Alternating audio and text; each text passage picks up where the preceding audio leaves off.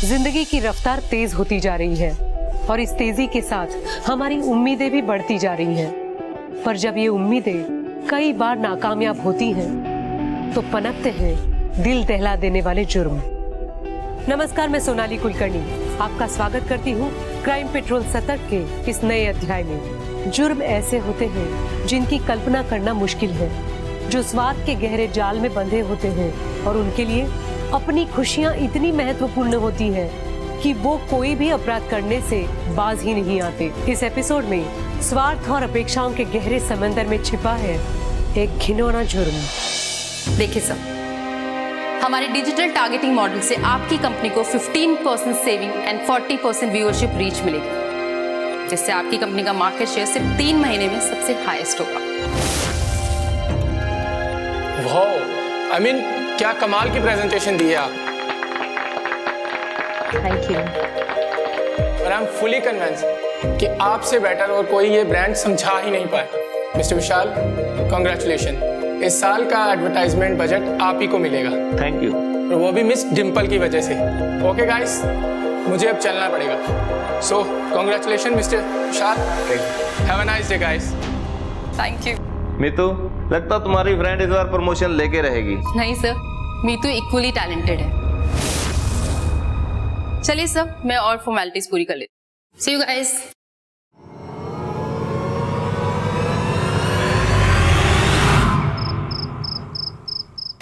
पापा,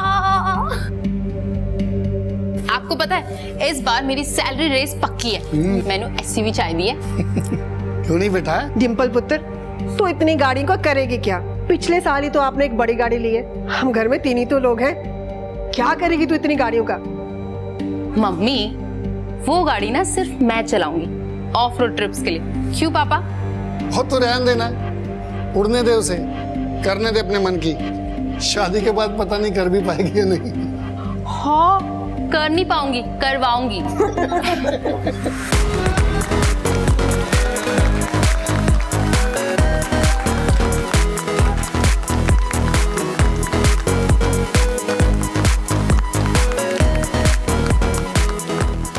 क्या किस्मत है यार बंदी की। इतना बड़ा क्लाइंट, वो भी 3 साल के लिए।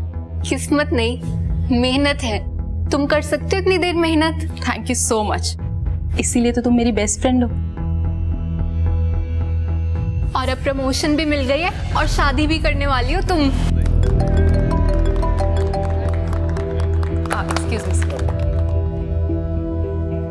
फ्रेंड्स के साथ तो बिजी हो क्या? बाद में कॉल करूं? नहीं, इट्स ओके। बस बॉस ने ना छोटी सी प्रमोशन पार्टी रखी है, बस केक एंड ऑल। 2 साल में 2 पार्टी, वो भी प्रमोशन वाली। अच्छा मुझे एक बात बताओ कि शादी के बाद भी तुम ऐसे ही जॉब करोगी क्या? और नहीं तो क्या। क्यों, तुम्हें डर लग रहा है कि तुम्हें मैं टफ कंपटीशन देने वाली हूँ? मुझे कोई प्रॉब्लम तो नहीं है, लेकिन देख लो टफ कंपटीशन होगा। ठीक है, मैं भी रेडी हूँ।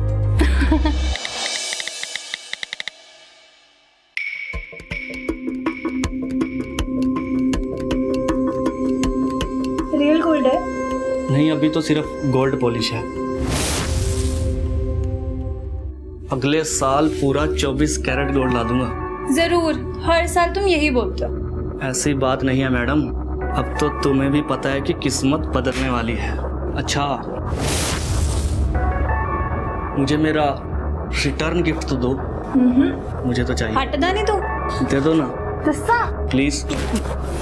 ओए, तू क्या देख रहा है?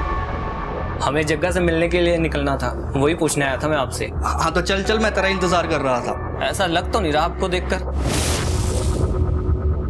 अरे हाँ हाँ, चल चल चल।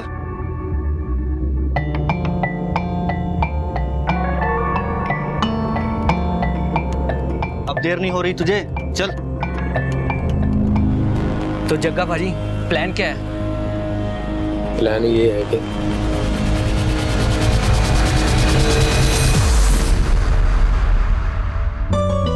हर चीज चेक कर लेना, मुझे कुछ भी गड़बड़ी नहीं चाहिए उसमें। समझ गए ना? आपने चावल जी को फोन कर दिया? अरे यार मैं भूल गया, मैं कर रहा हूँ अभी। अरे ध्यान कहाँ है तुम्हारा? मैंने तुम्हें कहा था ना, ये मेरा वरी का सामान है, इसे गिफ्ट पैक करना है। पता नहीं कहाँ ध्यान रहता है तुम्हारा। तुम एक काम करो, तुम जाओ, मैं खुद कर लूंगी। तू ठीक है ना? इतनी टेंशन क्यों ले रही है? हम सब हैं ना। यार टेंशन कैसे ना लूं? तुझे पता है ना, मुझे मिस मैनेजमेंट बिल्कुल भी पसंद नहीं। मुझे सब कुछ परफेक्ट चाहिए।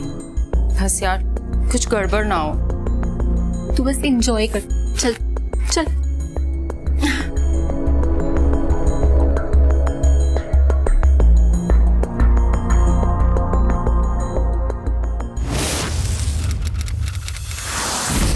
हे मोंटी, हमारे यहाँ पर ज्यादा रुकना ठीक नहीं है। और कितना टाइम लगेगा? बस जग्गा भैया, वो किसी भी वक्त यहाँ पहुँचने वाले हो सकते हैं।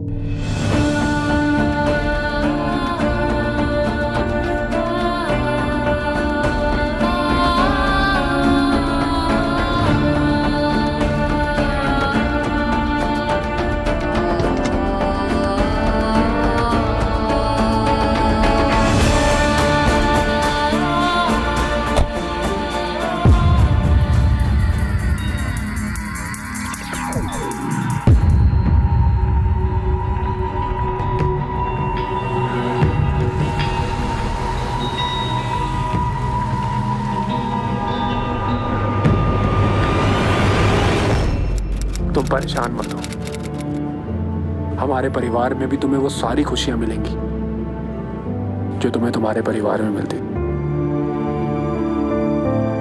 मैं जानती हूँ। ये कप यहाँ क्यों रखा है? दिखाई नहीं देता? ले रही हूँ दीदी। और ये क्या है? क्या है ये? सफाई कर रही हूँ ना दीदी। ऐसे होती है सफाई? तो एक काम कर, काम छोड़ दे। हमेशा बहाने रेडी रहते हैं। और डिम्पल बेटा जाने देना, गलती हो जाती है लोगों से। मेरे से कोई गलती ना हुई है डिम्पल दीदी, कि आपको तो आदत है मेरी गलतियां निकालने की। इस घर में जितना मैं काम मैं करती हूँ ना, कोई ना कर पाएगा इस घर में काम। देखा मम्मी, इसके कितने नखरे बढ़ गए। अब कल से ना मैं ही काम किया करूँ। कल से क्यों, अभी से मैं ही काम करती हूँ। तू दे इधर, तू जा, छोड़। काम करना है नहीं, नखरे देख लो।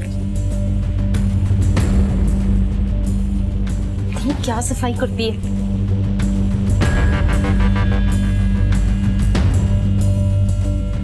शादी होने के बाद जब हम डिम्पल को लेकर निकले तो सबसे पहले आकाश की गाड़ी निकली। उसमें आकाश, डिम्पल, मेरी बेटी और ड्राइवर था। और कुछ टाइम बाद हम निकले और जब मैं यहाँ पे पहुंचा तो मैंने देखा। नहीं तो आप लोगों ने कुछ तो देखा होगा। कहाँ है मेरी बेटी? क्या हो गया? कहाँ गए? आपने टाइम रहते हुए उसे रोका क्यों नहीं? ऐसे कैसे जाने दिया? आकाश, आकाश, मैं आपको छोड़ूंगा नहीं। अगर मुझे मेरी बेटी नहीं मिली तो मैं छोड़ूंगा नहीं तुझे। आपस में लड़ाई झगड़े का कोई फायदा नहीं है। टाइम वेस्ट करने से तो अच्छा है कि डिम्पल को ढूंढने में टाइम लगाएं। आप लोग जितना लड़ाई झगड़े में टाइम लगाएंगे, डिम्पल की जान को उतना खतरा बढ़ता चला जाएगा। समझने की कोशिश कीजिए बात को। एक मिनट योगेंद्र, आसपास का एरिया अच्छी तरह से सर्च करवाओ, देखो कुछ मिलता है क्या।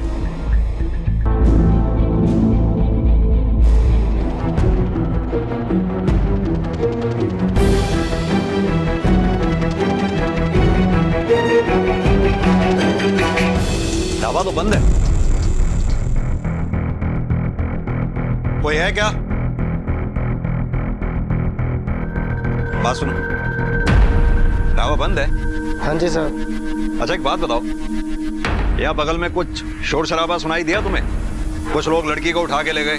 नहीं सर, मैं किसी काम से मार्केट गया हुआ था। ये सीसीटीवी काम करता है जो ऊपर लगा? हाँ जी सर। जोगिंदर, ये सीसीटीवी की फुटेज निकलवाओ। जी सर। जाओ। डिम्पल और आकाश जिस गाड़ी में थे उस ड्राइवर का कुछ पता चला? नहीं सर, अभी तक नहीं, लेकिन सर्च जारी है। पता करो वो डर के मारे भागा था या इस किडनैपिंग के कांड में उसका भी हाथ है। हो सकता है सर। जोगिंदर, ये भी पता करो इस जगह पर इससे पहले ऐसी कोई वारदात हुई है क्या? मुझे लगता है हमें दोनों परिवार से दोबारा बात करनी होगी। फिरौती की कॉल नहीं आई है अभी तक, ये बात बहुत खतरनाक है। बिना वक्त गवाए अपनी जांच का दायरा बढ़ाओ। मुझे पूरा यकीन है किडनैपर्स शहर छोड़कर अभी बाहर नहीं गए होंगे, शहर में ही कहीं छुपे हुए होंगे। पता करो। जी सर।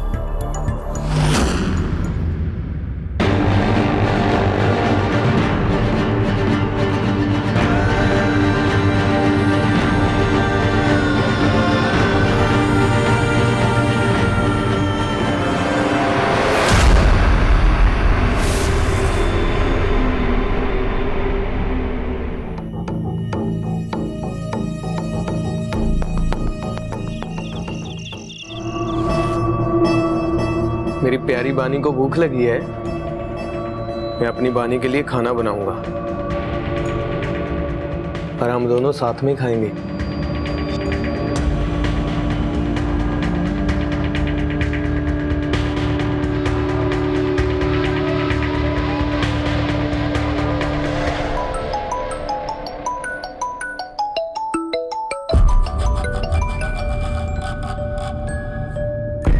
हाँ, इंतजाम कर लिया है, जैसे आपने कहा था। कल ले आऊंगा।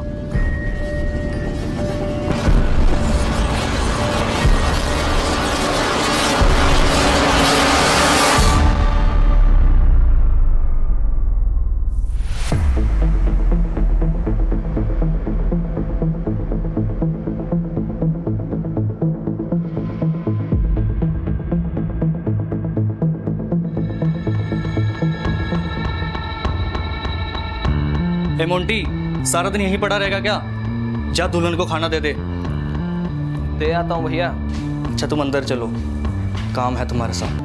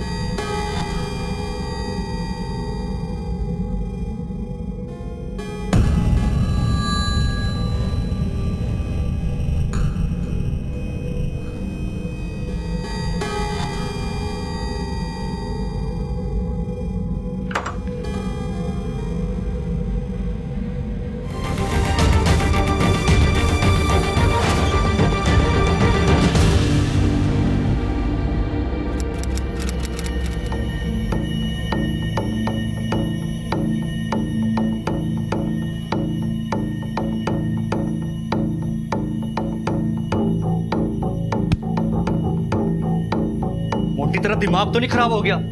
ये क्या क्या तूने? भैया दूल्हे ने सुहागरात तो बनती। चुप कर, अब एक जोर का तमाचा मारूंगा, सारी अकल टिकानी आ जाएगी तेरी। ये हालत देख उसकी।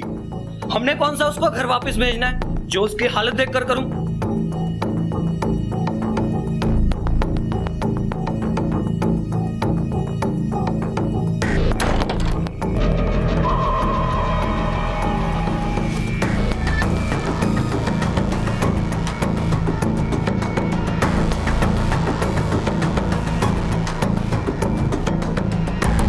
ये करण कौन है?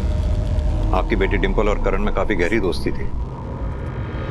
दिन में 3 से 4 बार बात होती थी उनकी, और वो भी काफी घंटों तक। हमें नहीं पता सर, उसके तो बहुत सारे फ्रेंड्स थे। करीबन 1 महीना पहले उन दोनों की आपस में बातचीत होना बंद हो गया, खासतौर से तब से जब से आकाश और डिंपल का रिश्ता पक्का हुआ। ये कोई इत्तेफाक है या आप लोग कुछ बात छुपा रहे हैं हमसे? आप कहना क्या चाहते हैं? मेरी बेटी कोई ऐसे वैसे कैरेक्टर की लड़की नहीं है। ये वक्त किसी पे आरोप लगाने का नहीं है। अगर आप चाहते हैं आपकी बच्ची को हम जल्द से जल्द ढूंढ पाए, बचा पाए, सच सच बताइए। जी, वो उसका बॉयफ्रेंड था। बोलने दीजिए। मुझे बोलने दीजिए ना। दोनों कॉलेज के दिनों से ही रिलेशनशिप में थे। जब दोनों ने कॉलेज पास आउट किया और डिंपल की जॉब लगी, तब करण के साथ उसका कोई भविष्य नहीं लगा। और जब हमने आकाश के साथ अरेंज मैरिज की बात की तो उसने हाँ कर दी। बस उसी के बाद से उसने उससे बात करनी बंद कर दी। कहाँ मिलेगा ये करण में? कुछ एड्रेस वगैरह पता है आप लोगों को? मीतू को पता होगा करण का एड्रेस।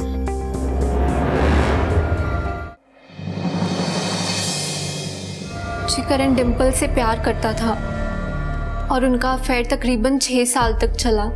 लेकिन अपने मतलब के लिए किसी को प्यार करके फिर छोड़ देना, ये सही तो नहीं है ना। इसलिए आकाश से रिश्ता जोड़ते वक्त मैंने डिंपल से करण की बात की थी, लेकिन डिंपल ने अपना मन बना लिया था। लेकिन वो डिंपल को किडनैप करने जैसा गलत काम कभी नहीं कर सकता। मैं उसे अच्छी तरह से जानती हूँ। लेकिन नीतू जी, ऐसे में अक्सर गलत कदम तो उठाया ही जा सकता है। ये जो लड़का है करण, इसका पता मालूम है आपको? मुझे सिर्फ रंजीत एवेन्यू का पता है, क्योंकि हम वहाँ अक्सर गोले वाले के पास मिला करते थे और वो हमारा हैंग आउट जोन हुआ करता था। पर मुझे उसका घर का एड्रेस नहीं मालूम। सच में? ताज्जुब की बात है, 6 साल पुरानी दोस्ती और अपने दोस्त का पता ही नहीं मालूम आपको? नहीं सर, उसने अभी 3 महीने पहले ही घर शिफ्ट करा है और हमारी बातचीत भी काफी कम हो चुकी है, बस इसीलिए। सर, हमने करण पे एपीबी, मेरा मतलब ऑल पॉइंट बुलेटिन लागू कर दिया है। उसका पता जल्दी चल जाएगा। करण के साथ साथ उसकी बेस्ट फ्रेंड मीतू, उसकी भी हिस्ट्री निकलवाओ। जी सर, थोड़ी देर में उसकी भी रिपोर्ट मिल जाएगी। साथ ही में उस एरिया में पिछले 6 महीने में जितनी भी चोरियां हुई हैं उस पर नजर डालो। आसपास के सभी पुलिस स्टेशन से पता करो क्या ऐसी घटना पहले भी कभी घटी है। नहीं सर, ऐसे किसी भी केस की कोई रिपोर्ट नहीं है जो इस केस से मिलता जुलता हो सकता है ये उनका पहला क्राइम हो। जोगिंदर, ये आकाश के फैमिली के बारे में एक और नई बात पता चली है। जितने देखने में सीधे लगते हैं उतने सीधे हैं नहीं है। सारा का सारा परिवार कर्ज में डूबा पड़ा और ये उनके बैंक की स्टेटमेंट्स हैं। धर्म जी, आप लोगों की किसी से कोई दुश्मनी, कभी किसी ने कोई धमकी दी हो आपको? हमें पता लगा कि आपने लोगों से उधार लिया हुआ, क्या ये बात सच है? जी हाँ, ये सच है कि कुछ टाइम पहले मेरे कारोबार में काफी नुकसान हुआ। ऐसी नौबत आ गई कि कंपनी को बंद करना पड़े। मेरे क्लाइंट्स अपना पैसा वापस मांगने लगे। मैं अपने पार्टनर को धीरे धीरे करके किस्तों में पैसे दी क्या, अभी तक दे रहा हूँ। 1 साल हो गया, बस थोड़ा सा पैसा बाकी रह गया देने वाला। इंस्पेक्टर साहब, मेरा पार्टनर मेरा बहुत अच्छा दोस्त है, बहुत पुराना दोस्त है। ऐसा क्यों करेंगे वो लोग? ये तो आपका पार्टनर ही हमें बताएगा। और आकाश, तुम हमें ये बताओ कि तुम्हें ब्लैकमेल कौन कर रहा था और क्यों? सर, लेकिन ये बात आपको कैसे पता? ये बात मुझे कैसे पता है? इस बात से ज्यादा इंपॉर्टेंट ये बात है कि तुम मुझसे ये बात शेयर कब करते? जब तुम्हारी बीवी के साथ कुछ हो जाता तब? देखो आकाश, बिना तुम्हारी कोऑपरेशन के हम इस केस को सॉल्व कर ही नहीं सकते। और आप सब भी, अगर आपने अभी तक कुछ छुपा रखा है तो हमें प्लीज सब सच सच बताइए। सर, आप मेरे साथ बाहर चलिए, मुझे आपको कुछ बताना है। सर, आपसे कुछ बात कहनी थी। बोलो। वो सर, मैं ना, क्या?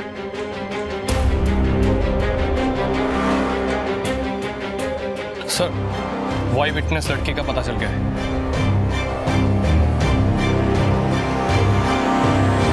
गाड़ी का कलर लाल था, नंबर प्लेट कुछ 70-70 कुछ था। और कुछ जो आपने नोटिस किया हो? उनमें से एक जवान लग रहा था। सर, इन सब बारे जे मेरी फैमिली ਨੂੰ पता लगेगा तो वो बहुत ज़्यादा घबरा जाएंगे, ਤਾਂ करके सर मैं इन सब चक्करां 'ਚ नहीं पैना। आप चिंता ना करो, बेफिक्र रहो। थैंक यू, आप जा सकती हैं। Okay sir.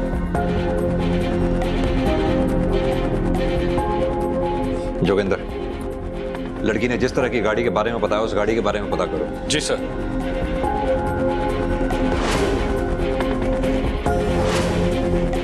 सर, 2 गाड़ियां मिली हैं। एक तो किसी सुनसान जगह पे खड़ी है और एक ट्रैवल एजेंसी के पास है। जी सर। Okay sir.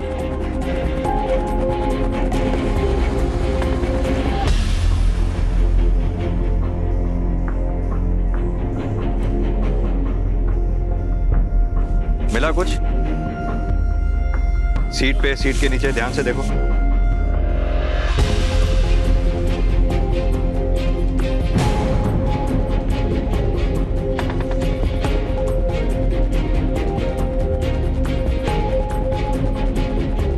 हाँ जोगिंदर। सर, ये गाड़ी हो सकती है। कुछ सबूत मिले हैं मुझे। एक ये लंबा बाल है और उसके अलावा ये एक टूटी हुई चूड़ियां और कुछ टूटे हुए कलीरों के टुकड़े। जोगिंदर, एक काम करो, फॉरेंसिक टीम को बुलाओ। जी सर। पता करवाओ ये डिंपल के डीएनए से मैच होता है क्या? जी। और इस गाड़ी का भी आरटीओ से पता करो किसके नाम पे रजिस्टर्ड है। मैं अभी पता करता हूँ सर। गाड़ी का ऐसी हालत में मिलना, नकली नेम प्लेट, फेक रजिस्ट्रेशन, इस किडनैपिंग के लिए काफी लंबी प्लानिंग की गई है लगता है। फोरेंसिक टीम को 24 घंटे और लगेंगे सर। इतना वक्त नहीं है हमारे पास जोगिंदर। इतनी कहानी तो मुझे भी समझ में आती है कि यह किडनैपिंग का मामला नहीं है, जाती बदला निकाला गया है। सर, 2 ही फैमिलीज हैं। या तो लड़के वालों की तरफ से किसी ने पैसे ऐंठने के लिए यह सब किया होगा या फिर डिंपल के एक्स करण ने। हाँ, क्योंकि आकाश की ये देखने वाली कहानी मुझे मनगढ़ंत सी लग रही है।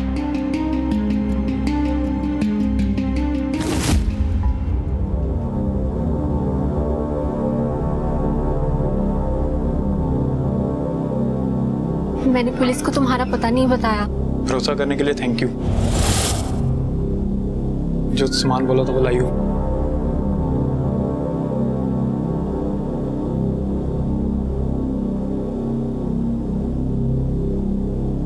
Thank you.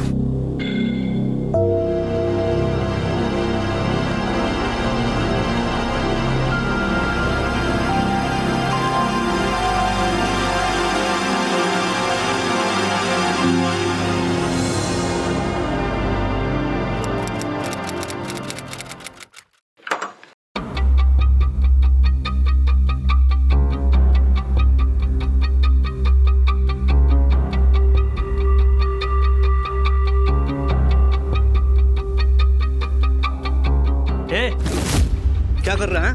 चल हट, निकल।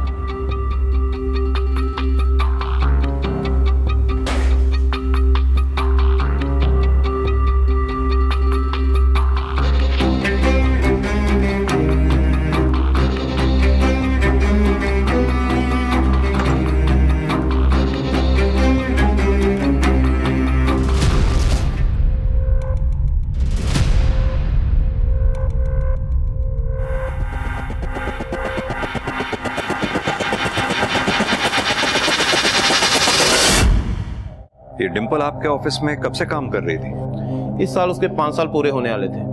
कामकाज में डिंपल कैसी थी? मेरा मतलब एज ए प्रोफेशनल किस तरह की थी? डिंपल एक प्रोफेशनल लड़की थी और हमारी बेस्ट एम्प्लॉय थी और लास्ट 2 सालों में उसने 2 अवार्ड भी लिए हैं। ऑफिस में डिंपल की किसी से कोई दुश्मनी, कुछ मन मुटाव या झगड़ा हुआ हो? नहीं, उसकी दोस्त तो मीतू और वो सारा दिन ऑफिस में माहौल बना के रखते थे, हंसी मजाक करते रहते थे। मीतू भी इसी ऑफिस में काम करती है? जी सर, कल से वो ऑफिस नहीं आ रही, शायद किडनैपिंग की वजह से काफी डिप्रेशन में है और हमने भी ज्यादा फोन नहीं किया उसको। Thank you. Thank you sir. हाँ जोगिंदर सर, हमने सबसे बात की है, सभी यही बोल रहे हैं कि डिंपल काफी एम्बिशियस थी और जब भी ऑफिस आती थी सिर्फ अपने काम में लगी रहती थी और उसकी कोई खास दुश्मनी भी नहीं थी किसी के साथ।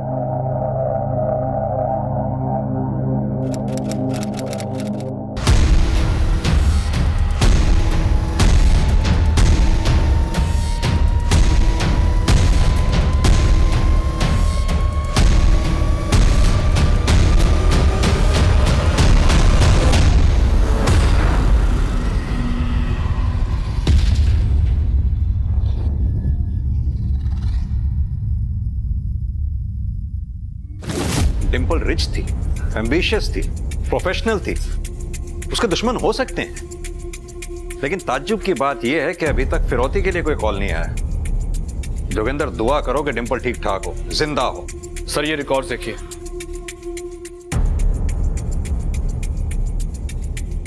यानी कि मेरा शक सही था, मीतू और करण अभी तक एक दूसरे के टच में।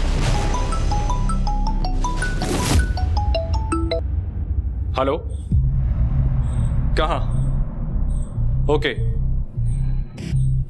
सर, चौकी से फोन आया है, जलंधर के रास्ते में एक लड़की की लाश मिली है। और क्या? लड़की दुल्हन के लिबास में है।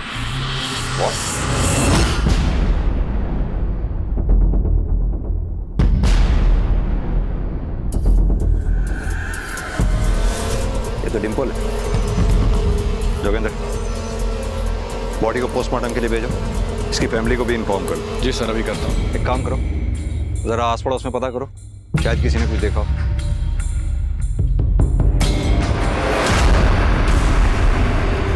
मैंने तुम्हें उस पर नजर रखने के लिए बोला था और बोला था उसकी जान की कीमत है। मुझसे पूछे बगैर तुम लोगों ने उसको हाथ कैसे लगाया? हाथ कैसे लगाया? जग्गा भैया, हमने नहीं उसे मारा।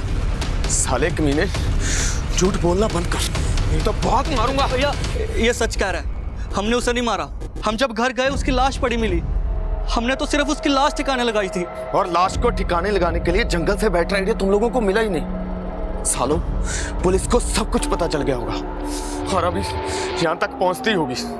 तुम दोनों ने ना सारा काम बिगाड़ कर रख दिया। तुमको ना मैं छोड़ूंगा नहीं।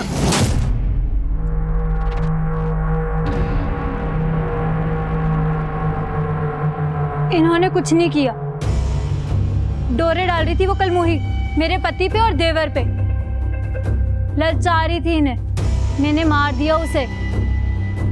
जग्गा भैया, जो होना था वो हो गया ना, और वैसे भी उसे मरना ही था। जग्गा भैया तो इतना गुस्सा क्यों?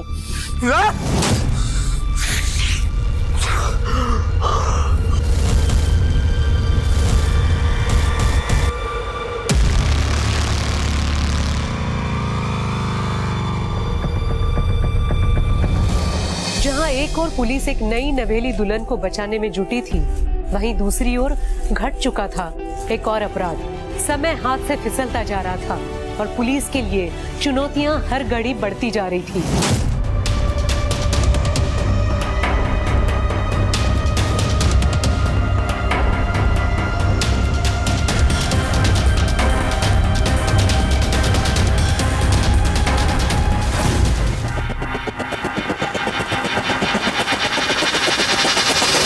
तो ये था उनका मकसद, इसीलिए डिंपल को अभी तक उन्होंने जिंदा रखा।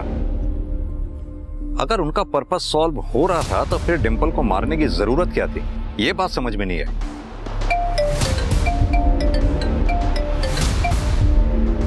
हाँ बोलो। एक काम करो, दोनों को उठा लो फौरन। सर मैं सच कह रहा हूं, मेरा इस किडनैपिंग से दूर दूर तक कोई कनेक्शन नहीं है। हाँ मैं उस पर गुस्सा था और कभी ना कभी जताना भी चाहता था। मैं भी सक्सेसफुल हो सकता था, पर उसने मुझे छोड़कर गलत किया। पर यह बात समझाने के लिए मैं उसे मार तो नहीं सकता था। सर मैं आज भी उससे प्यार करता हूँ। सर करण ने बोला कि वो निर्दोष है, इसीलिए मैं उसकी मदद करना चाहती थी। क्योंकि तुम करण से प्यार करती थी, या फिर इसलिए क्योंकि करण डिंपल से प्यार करता था जो तुम्हारी बेस्ट फ्रेंड थी? मैं ऐसा क्यों करूंगी? उसके ऑफिस में कई दुश्मन थे। दुश्मन तो तू भी थी, जलती थी उसकी पॉपुलैरिटी से। पहले डिंपल को अगवा करवाया, फिर उसका रेप करवाया, उसे मरवा डाला और मरवाने के बाद उसका लवर करण के साथ भागने का प्लान बना डाला। नहीं सर, मैं जलती थी डिंपल की परफेक्ट लाइफ से, क्योंकि उसके पास वो हर एक चीज थी। एक बेहद चाहने वाला आशिक, एक सुशील पति, एक अच्छा घर परिवार, जिसकी उसने कभी कीमत नहीं समझी। लेकिन इसका मतलब ये नहीं है कि मैं धोखे से उससे सब कुछ छीनना चाहती थी। बहुत प्यार करती थी मैं उससे, सगी बहनों से बढ़कर थी वो मेरे लिए। मैं उसे कभी नुकसान नहीं पहुंचाना चाहती थी। सर आप जाके पता कर सकते हैं, जिस दिन डिंपल का किडनैप हुआ उस दिन मैं पब में था। सर मैं तो डिंपल के सामने सिर्फ अपने आप को साबित करना चाहता था, उसके लायक बनना चाहता था, क्योंकि मैं उससे प्यार करता था, बल्कि अब भी प्यार करता हूं। Excuse me. हाँ कौन? हाँ आकाश बोलो।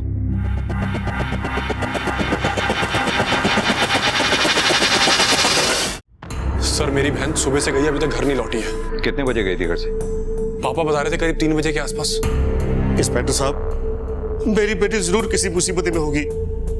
उसका फोन भी स्विच ऑफ आ रहा है, कुछ कीजिए सर। आप चिंता मत करो, मैं अपनी टीम लगा रहा हूँ। सर हमने उसके सारे फ्रेंड सर्कल में पता कर लिया, लेकिन उसका कुछ पता नहीं चल रहा है। जैसे ही कुछ पता चलता है हम आपको इन्फॉर्म करते हैं। जी sir. Thank you sir. Joginder, लड़की के फोन को ट्रेस पे डालो, अपनी टीम को डबल कर दो। हमारे पास टाइम वैसे भी बहुत कम है। पहले एक जान गंवा चुके हैं, दूसरी जान गंवाना अफोर्ड नहीं कर सकते। इसे देखा था कल यहाँ? हाँ जी, एक लड़का सिगरेट लेने आया था, उसके साथ आई थी। सर उसे लास्ट किसी आदमी से बात करते देखा है कुछ लोगों ने। हाँ तो हो सकता है वो उसका कोई जानने वाला हो या कोई दोस्त हो। उसके दोस्तों के बारे में पता करते हैं। सर हमारी टीम उसका सोशल मीडिया अकाउंट एक्सेस कर सकती है। हाँ बिल्कुल, बिना टाइम वेस्ट किए अपनी टीम को इस काम पे लगा दो। जैसा कि मैंने पहले भी कहा, हमें टाइम से आगे चलना है अगर उस लड़की की जान बचानी है तो। जी सर।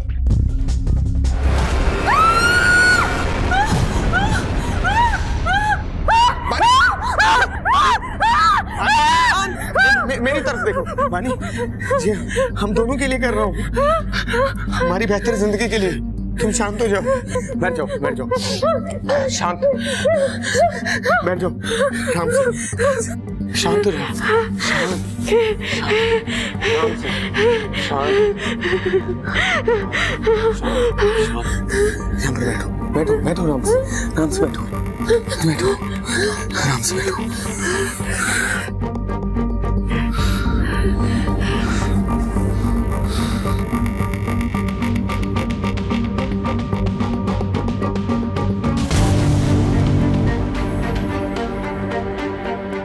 सुनो, 4 सर दे चुका हूं और 5वां कल लेकर आऊंगा। हाँ, तैयार रहना। बेबी और मैं बेस्ट फ्रेंड्स हैं सर। जी हाँ, मैं हैकिंग थोड़ी बहुत जानता हूँ, कंप्यूटर प्रोफेशनल हूँ सर, पर मैंने कभी इसका इस्तेमाल किसी के फायदे या नुकसान के लिए नहीं किया। पर हाँ सर, मैं जब उस दिन बेबी से मिला था तो उसने मुझे बताया था कि विराज, भाभी के किडनैपिंग के वक्त मैंने एक किडनैपर के हाथ में टैटू देखा था। पर टैटू तो आजकल सब करवाते हैं। ये देख, मैंने भी तो करवाया है ना, कूल बनने के लिए। तो सुन तो सही प्लीज, वो सेम टैटू मैंने भैया के किसी दोस्त के हाथ में भी देखा है। ये तू क्या बोल रही है? तू श्योर तो है ना? मैं श्योर हूँ। तू एक काम कर, तुझे आज ही इस बारे में पुलिस को सब सच बता देना चाहिए। विराज, मैं बिल्कुल नहीं चाहती कोई इनोसेंट इंसान फंसे। पहले मैं कंफर्म करूंगी एंड आई रियली वांट कि तुम भी जाके कंफर्म करो, पता लगाओ कि क्या ये वही टैटू है। तो तुमने उससे कंफर्म किया? जी सर, मैंने कंफर्म करने के लिए उसे फोन किया था, पर उसने मेरा फोन नहीं उठाया। मैंने काफी बार ट्राई किया पर कोई रिस्पॉन्स नहीं मिला। मैंने सोचा न जाने क्या हुआ होगा, फिर मैंने भी उस बारे में कोई फॉलोअप नहीं किया सर। रिस्पॉन्स इसलिए नहीं मिल पाया क्योंकि उसी दिन बेबी का किडनैप हो गया था। क्या सर? सर मुझे इन सब में नहीं पड़ना सर। सर अगर मैंने अपना मुंह खोला तो वो लोग शायद मुझे भी। सर मुझे कुछ नहीं पता सर, ऐसे तो मैं भी किडनैपर से बच नहीं पाऊंगा। वो लोग मुझे भी उठा के ले जाएंगे। बच तो तुम अब भी नहीं पाओगे अगर तुम सच सच नहीं बताओगे। शराफत से बताओ कौन था वो आदमी। ये देख, तेरा तो जैकपॉट लग गया यार, इंतजार करने का पूरा पूरा फायदा हुआ है। मेरे लिए भी ढूंढ देना ऐसी कोई दुल्हन। तू एक काम क्यों नहीं करता, तू इसे रख ले। देख ले भाई, मैंने उसे उठा लेना है। कहाँ रखा था तूने डिंपल को? तेरा मकसद क्या था और तेरे बाकी के साथी कौन है? बोल। ये क्या बदतमीजी है? वर्दी पहनी है तो कुछ भी बोलोगे? मेरे भी बहुत कॉन्टैक्ट है पुलिस में। अच्छा, जरा मुझे भी तो बता। ये क्या हो रहा है मेरे घर में? और आप अंदर कैसे आए? वारंट है आपके पास? बिना वारंट के ना हम तुम जैसे क्रिमिनल्स के घर पे जाते नहीं, और बहुत पहुंची हुई चीज समझते हो ना तुम दोनों अपने आप को। जाओ इनके घर की तलाशी लो। मेरा भाई ऐसा आदमी नहीं है। तुम्हारा भाई कैसा आदमी है ये मैं अच्छी तरह से जानता हूँ। इसकी पूरी रिपोर्ट है मेरे पास। सर, यहाँ कुछ नहीं मिला। देखा, मैंने तो आपको पहले से ही कहा था। आप खामखाई मुझ पर शक कर रहे थे और मेरे ही मोहल्ले में आकर मेरी बदनामी कर रहे थे, ऊपर से झूठा इल्जाम लगा रहे हो। सर ये ठीक बात नहीं है। क्या सही है और क्या गलत, ये तो मैं पता लगवा के रहूंगा। चलो।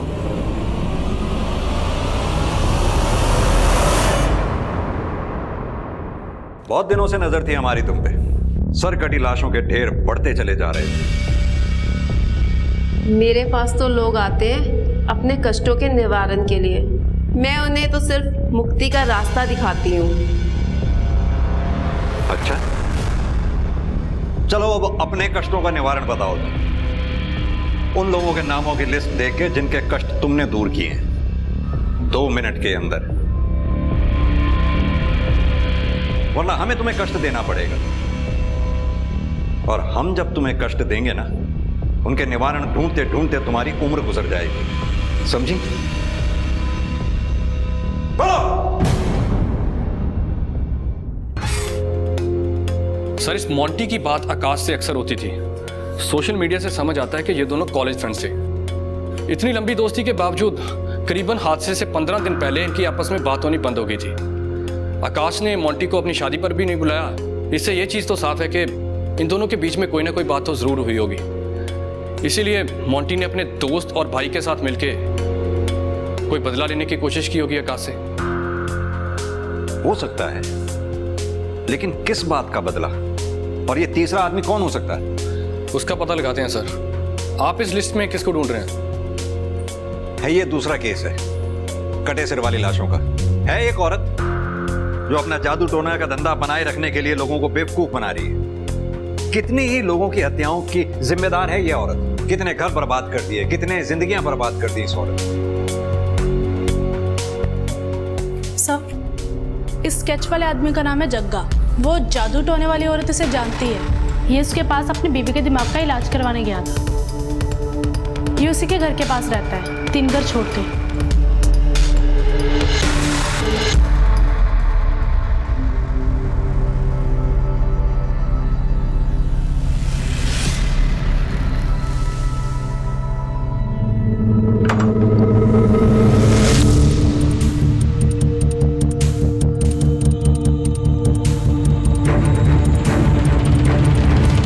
सब भाई का साथ कब तक दोगे?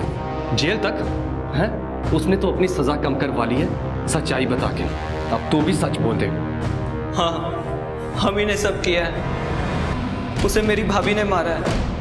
साहब मुझे एक अच्छा घर चाहिए था और मोंटे को कनाडा जाना था एक अच्छी जिंदगी के लिए। ये किडनैपिंग के पैसे और दुल्हन के गहने बहुत थे हमारे लिए। एक ही मौका था हमारे पास साहब।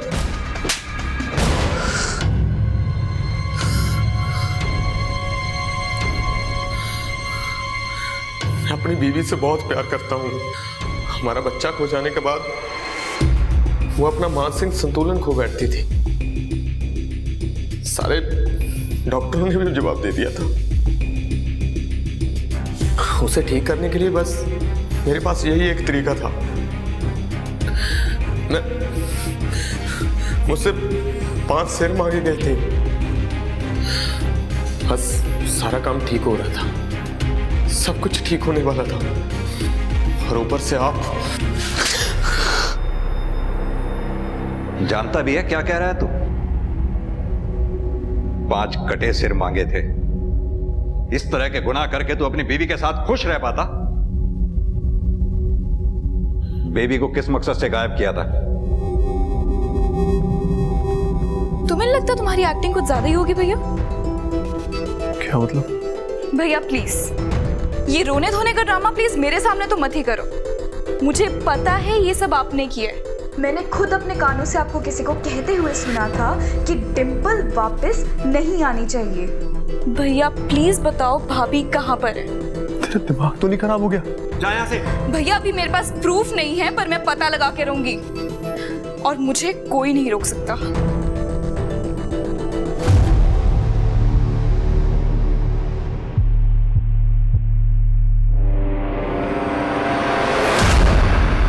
हेलो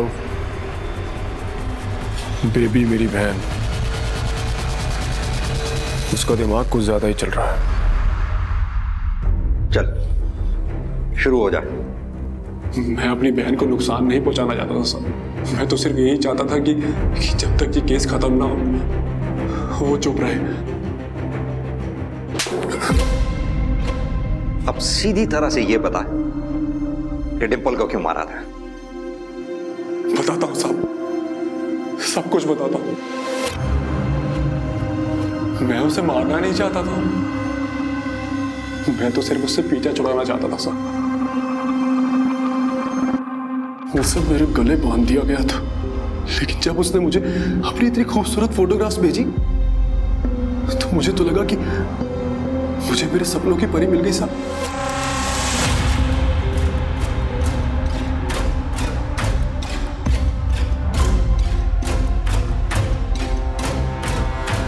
लेकिन जब मैंने उसे रोके वाले दिन आमने सामने देखा तो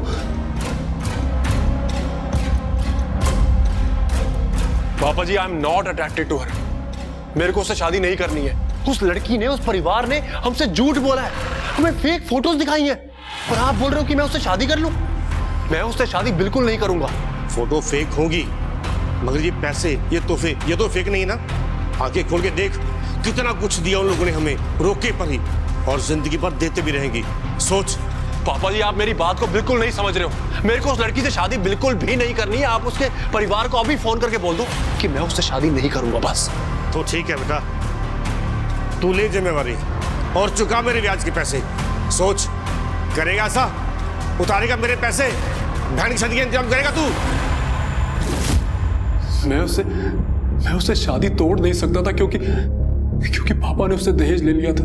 मेरे पास और कोई चारा नहीं था साहब। एक सुंदर लाइफ पार्टनर का मैंने जिंदगी भर सपना देखा सर, उसे पिरोया। मैं उसे कैसे टूटने देता सर? आप मुझे बताओ, क्या मेरा हक नहीं है कि मुझे भी एक सुंदर लड़की मिले? इसीलिए अपने दोस्त के साथ मिलकर अपनी बीवी डिंपल को मार डाला। अपनी जिंदगी संवारने के लिए उसकी जिंदगी को खत्म कर दिया। साधारण बीवी को देखकर दोस्त क्या कहेंगे, यही परेशानी थी ना तेरी। अब तेरी इस असाधारण जिंदगी को देखकर समाज क्या कहेगा, ये नहीं सोचा?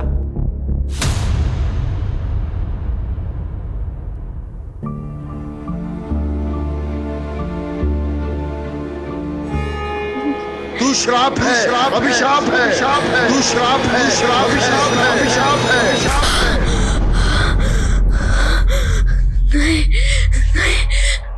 मैं श्राप नहीं हूँ, श्राप नहीं हूँ मैं, श्राप नहीं। मैं खास हूँ मैं सबकी चहेती हूँ। मैं अभी श्राप नहीं हूँ।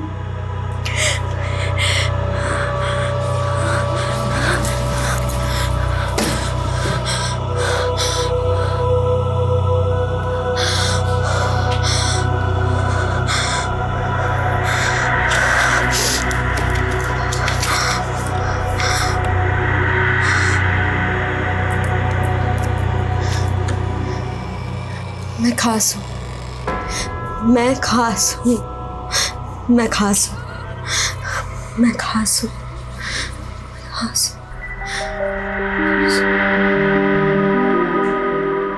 ये ट्रॉफी मैं अपनी स्वर्गवासी माँ को समर्पित करना चाहती हूँ, क्योंकि उन्हीं की प्रेरणा से तो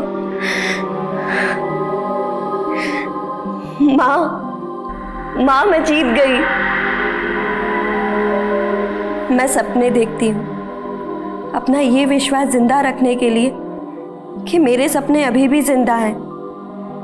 काश मेरी माँ भी जिंदा होती। पता है मेरी माँ मुझसे क्या बोलती थी? माया, औरत की चोटी में उसके 3 संसार होते हैं, प्रेम, प्रतिज्ञा और पति। पर मेरा प्रेम भी अजब और पति भी, और प्रतिज्ञा तो उससे भी गजब।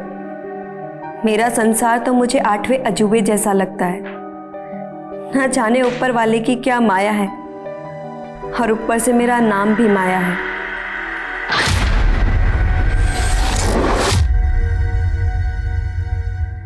नमस्कार, मैं सोनाली कुलकर्णी आपका स्वागत करती हूँ क्राइम पेट्रोल सतर्क के इस नए अध्याय में। सपनों पर कोई प्राइस टैग नहीं होता, फिर भी इस दुनिया में सपने बेचे जाते हैं, और बेचते समय ये जताया जाता है कि ये फ्री का माल है, चाहे जितना ले लो, आपको इसकी कोई कीमत चुकानी नहीं होगी। लेकिन जब आंखें खुलती है तो पता चलता है कि लोग अपनी पूंजी गंवा चुके होते हैं, अपना कीमती समय गंवा चुके होते हैं, यहाँ तक अपनी जान भी गंवा चुके होते हैं। अचंभों से भरी ये एक ऐसी वारदात है जिसे जानकर हमें ये एहसास होगा कि झूठे दिलासों से बेहतर है कि हम सच से चोटिल हो जाए, क्योंकि सच अगर घाव भी देता है तो नसीहत भी बड़ी अच्छी देता है, लेकिन झूठ सिवाय बर्बादी के कुछ नहीं देता।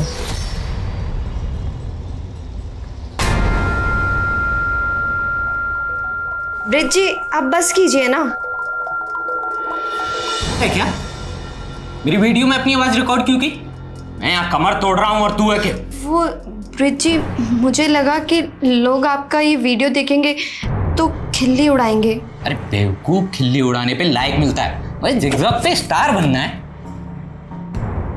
लेकिन ब्रिज जी, जब लोग आपको निकम्मा, बेरोजगार बोलते हैं तो मुझे बिल्कुल भी अच्छा नहीं लगता।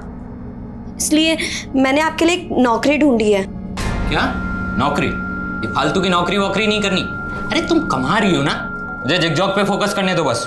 लेकिन ब्रिज जी, मेरी नौकरी ऐसी है ना कि मुझे छुट्टी नहीं मिलती, इस वजह से मैं अपने मायके भी नहीं जा पा रही हूँ। हाँ, तुम मायके को भूल जाओ, अब यहीं रहे और कमा बस। ब्रिज, बहू, अरे ये क्या नोटंकी लगा रखी है? अरे हमारे साथ साथ क्या पूरा मोहल्ले इकट्ठा करोगे? खेत से आए हैं, थोड़ा आराम करने दो। इस घर में है ना किसी को कला की कदर नहीं है, सारा का सारा मूड खराब कर दिया। नहीं बनानी मुझे वीडियो।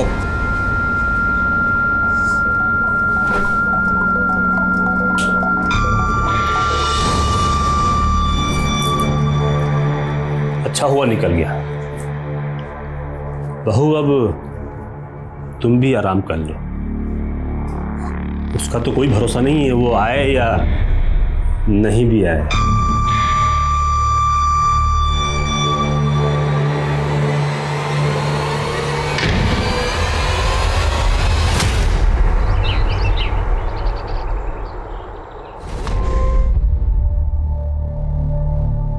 अरे तो ब्रिज की पत्नी है ना, उसको कहां से मिल गई ऐसी हूर की परी? कोई परी वरी ना है, ये डायन से भी ऊपर की चीज है। हमारी पत्नी बोल रही थी नागिन जैसी छाल है इसकी। अच्छा हाँ, फिर तो पत्नी के रूप में अभिशाप ले आया ब्रिज अपना है। और क्या।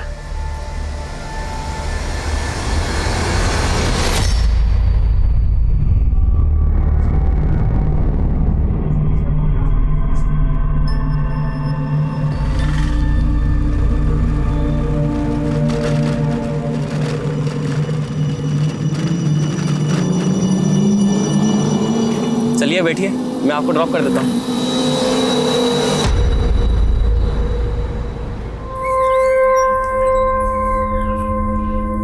दीनू, कितनी बार बोला है तुम्हें प्याज थोड़ा छोटा छोटा काटा करो? हर बार समझाना पड़ेगा क्या? मैं भी ना गुड मॉर्निंग भी नहीं बोला और सीधा डांट दिया। आगे से ध्यान रखना। Good morning. जी madam, good morning. Good morning Maya ji, कैसे हैं आप? अरे हमने गुड मॉर्निंग बोला और आपने हमें जवाब भी नहीं दिया। हाँ देखिए, मुझे आपसे कोई बात नहीं करनी है। नंदा दीदी को बोल दिया था मैंने। अरे नंदा दीदी तो गई, अब हमारे ऑर्डर चलेगा यहाँ पर। करिए पकड़ो, आज ये बनेगा। अरे खाने की डिमांड बढ़ती जा रही है आपकी, सैलरी भी बढ़ा देंगे। क्या हुआ मैडम? मैडम वहां पे किसी कटी हुई उंगली है। अरे रात को कोई हॉरर फिल्म देखी होगी आपने। यहाँ तो कुछ नहीं है, आपका वहम है ये। अरे चलो चलो अपना काम करो। अरे जाइए अपना काम कीजिए, चलिए जाइए काम कीजिए अपना।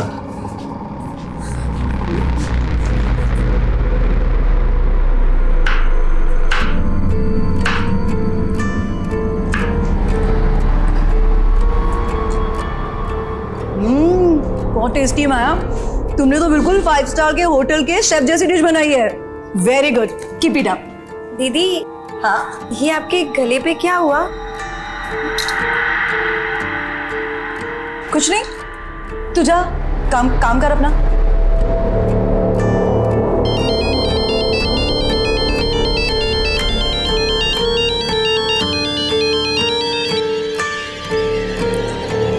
जी पापा। और माया बेटी, ससुराल में तू खुश तो है ना?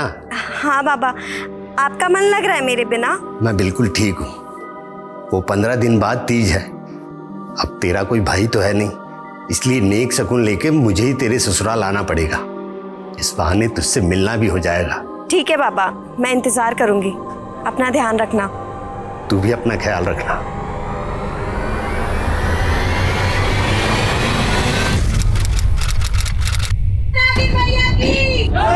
नागिन मैया की, नागिन मैया की, नागिन मैया की, नागिन मैया की, नागिन मैया की, नागिन मैया की, नागिन मैया की, नागिन मैया की, नागिन मैया की। भाऊजी, भाऊजी प्रणाम। जीते रहो बेटा। पर ये सब क्या हो रहा है? जोहरी सोने का दाम पूछ रहा है। अरे साक्षात नागिन मैया के जन्मदाता हैं आप तो। नागिन मैया? हाँ बाबूजी, नागिन मैया। मैं तो खुद गर्व महसूस कर रहा हूँ कि मेरी बीवी माया नागलोक की देवी है। देवी। क्या बात कर रहे हो दामाद जी? अरे ये बताओ कि माया कहाँ है? 2 दिन पहले ही नागलोक चली गई है। संधि जी अब और मजाक मत कीजिए, ये बताइए कि माया कहाँ है? अब आप उसे वापस नहीं देख पाओगे। तुम दोनों ने क्या किया है माया के साथ? बोलते हो या पुलिस को बुलाए? अरे पुलिस, अरे बाबूजी, अरे हकीम जी, बाबूजी, अरे बाबूजी, अरे रुक जाइए बाबूजी। नागिन मैया की जय, नागिन मैया की। आइए सर, देखिए सर, मेरी बेटी का फोटो लगाकर पता नहीं क्या पाखंड कर रहे, पता नहीं मेरी बेटी। क्या नौटंकी है ये? माया कहाँ है? साहब इनको भरोसा ही नहीं हो रहा तो कैसे समझाएं? मेरी बीवी नागिन है और वो नागलोक को चली गई है साहब। 10 सेकंड के अंदर अगर सच नहीं बोला। 10 सेकंड क्या, 10 जन्म में भी सच नहीं बोल सकता। मेरी बहू नागिन है। अरे गुप्ता जी, मिश्रा जी, आप बताइए ना। जिससे पूछताछ करनी हम करेंगे, और तुम दोनों से भी। लेके चलो इनको। आपको सांप लगेगा बाबूजी, अरे आपको सांप लगेगा, आप परेशान कर रहे हैं। लोग यहाँ मौजूद हैं, सबसे सख्ती से पूछताछ करो। कोई भरोसा नहीं है, इन लोगों ने माया के साथ कुछ कर दिया। घर के अंदर देखते हैं, आइए। पूरे घर की तलाशी लो सर।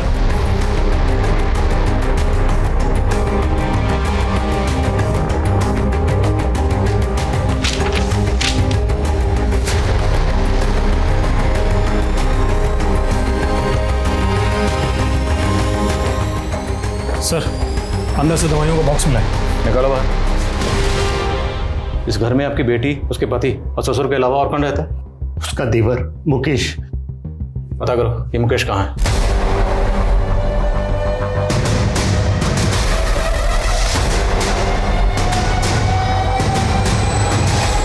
तू भी शामिल था ना अपने भाई के साथ इस नौटंकी में? बोलो, तुम तीनों ने मिलकर क्या किया माया के साथ? साहब हमें कुछ नहीं मालूम साहब, और मुकेश तो 10-12 दिन पहले से ही बाहर था साहब। हाँ साहब, मुकेश को तो पता भी नहीं है कि उसके पीछे से यहाँ क्या क्या चमत्कार हो रहे हैं साहब। बकवास नहीं, अगर सच नहीं बोलोगे ना तो खाड़ उधेड़ देंगे। साहब सच में हमें कुछ नहीं मालूम साहब। साहब उसमें पहले से ही नागिन के लक्षण थे साहब। कैसे लक्षण बे? साहब उसके हाथों में ना वो दाग थे, जैसे सांप की खाल में होते हैं ना साहब। हमने तो चरम रोग समझ के उसको वैद्य को दिखाया, लेकिन उसने बताया कि वो रोग है, वो लाइलाज है साहब। इस वजह से माया को हमारे मोहल्ले में तिरस्कार सहना पड़ा साहब। कोई परिवारी ना है ये, डायन से भी ऊपर की चीज है। हमारी पत्नी बोल रही थी नागिन जैसी छाल है इसकी। अच्छा, हाँ फिर तो पत्नी के रूप में अभिशाप ले आया बेचपना है। और क्या, चरम रोग की बात साहब सब जगह फैल गई, और फिर मोनी बाबा आए। मोनी बाबा? हाँ साहब, मोनी बाबा की महानता को यहाँ सब जानते हैं साहब। अभी 1 सप्ताह पहले यहाँ आए थे। नागिन मैया दर्शन दीजिए। मोनी बाबा, बाबा प्रणाम। प्रणाम। नागिन मैया, जय हो नागिन मैया, जय हो नागिन मैया, धन्य हो नागिन मैया। ये सब मूर्ख लोग हैं जो आपका अपमान कर रहे हैं। बाबा, ये आप क्या बोल रहे हैं बाबा? चुप कर अधर्मी, तू और तेरा बेटा ही नहीं, तेरे पड़ोसी भी इस पाप में भागीदार हैं। इनके हाथ पे ये तेजस्वी चिन्ह देख रहे हो तुम सब, ये नागलोक की देवी है, नागलोक की देवी है ये, नागिन मैया की जय। फिर बाबा पूजा सत्कार के लिए लेकर के गए, और फिर सबको दिव्य स्वरूप के दर्शन दिए उन्होंने। नागिन मैया की जय, नागिन मैया की जय, नागिन मैया की जय, नागिन मैया की जय। तुम लोगों ने जो भी नौटंकी की, लेकिन माया कहाँ चली गई? साहब मैंने 2 रात पहले उसको कमरे में छोड़ा था। भाई विराजी, और कल से सिर्फ सुबह के 9 बजे से लेकर के रात के 9 बजे तक आपके दर्शन होंगे, जब तक आप आराम कीजिए। जय हो नागिन मैया की, जय हो जय हो जय हो। फिर जब सुबह देखा तो वो वहां नहीं थी साहब। फिर हमने मोनी बाबा से संपर्क साधा, तो बाबा ने बताया कि माया तो नागलोक चली गई है साहब। इनका नागलोक का भूत उतारो जरा। सर, माया के पड़ोसी तो उसके पति और ससुर की तरह ही बातें कर रहे हैं। उल्टा वो तो कह रहे हैं कि वो माया का अच्छे से ख्याल रखते थे, क्योंकि माया फैमिली के अंदर इकलौती ब्रेड अर्नर थी। तो माया कहीं जॉब करती थी? हाँ सर, वो होटल ड्रीम स्टार के अंदर शेफ थी। और माया का देवर मुकेश, उसके बारे में कुछ पता चला? सर, लोग बाग कह रहे हैं कि जब से नागलोक का ड्रामा शुरू हुआ है तब से मुकेश दिखा ही नहीं। पता करो इस मुकेश के गायब होने के पीछे क्या राज है। और ये मौनी बाबा, सारा अंधविश्वास इस मौनी बाबा का फैलाया हुआ है। इसकी कुंडली भी खंगालनी पड़ेगी। Yes sir. कम। मैंने ब्रिज का मोबाइल चेक किया, वो जिगजॉग मोबाइल ऐप पर अपने बहुत सारे वीडियोस डाला करता था। कुछ वीडियोस तो नागिन मैया के ही थे। ये देखिए सर, इसको काफी सारे लाइक्स और व्यूज मिले। कहीं ब्रिज जिगजॉग पे फेमस होने के लिए तो ये खुराफात नहीं कर रहा। इसके बाकी सोशल मीडिया अकाउंट भी खंगालो। सर, मैं नागिन की बात नहीं करूंगा, नेवले की बात करूंगा। नेवला नागिन का दुश्मन, और हमें ये अच्छी तरीके से पता है कि कौन सा नेवला नागिन को गायब किया है, और जल्दी ही हम उसका नाम पब्लिक करेंगे। तो जानने के लिए बने रहिए हमारे चैनल अतरंगी छोकरा पर। लाइक एंड सब्सक्राइब करना ना भूलो। दिखा दिखा, अभी देखना इस वीडियो पर 1 मिलियन व्यूज और 1 लाख लाइक ना आए तो कहना मेरी जान। क्यों नहीं मुन्ना भी, आप तो छा जाओगे। अपलोड कर फटाफट।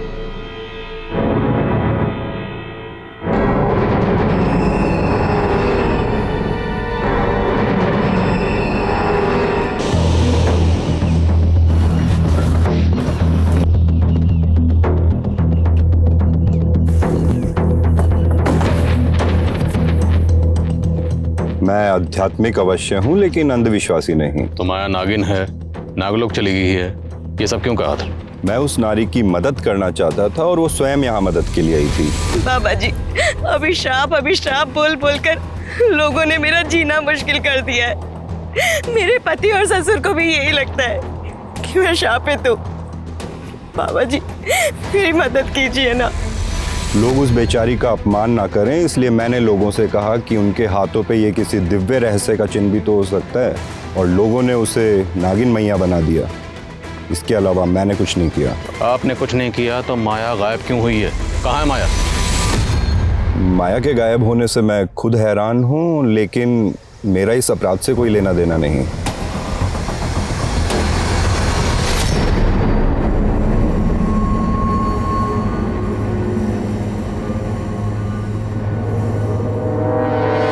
जी सर, माया हमारे यहाँ पर शेफ थी और तकरीबन 12 दिनों पहले वो मुझसे 4 दिनों की छुट्टी लेकर गई थी। दीदी, मुझे 4 दिन की छुट्टी चाहिए थी।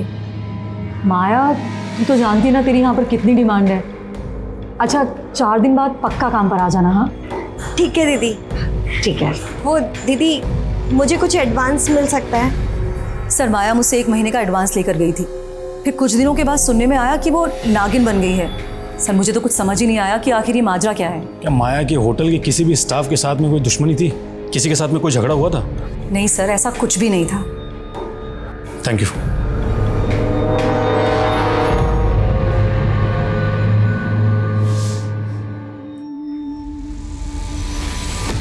ये लीजिए बाबा, माया का स्पेशल मलाई कोफ्ता, खाइए और दीजिए नंबर।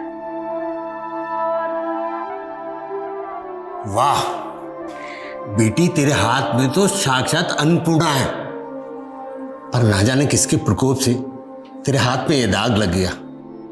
बाबा, मैंने तो इसके बारे में सोचना ही छोड़ दिया। बस मुझे आगे बढ़ना है। आप मुझे हैदराबाद। माया, तुझे कितनी बार बोला है, तेरी जबान पर हैदराबाद का नाम नहीं आना चाहिए। मुझे तेरी शादी करनी है बस। कल को ये दाग बढ़ गया तो लड़का ढूंढना मुश्किल हो जाएगा।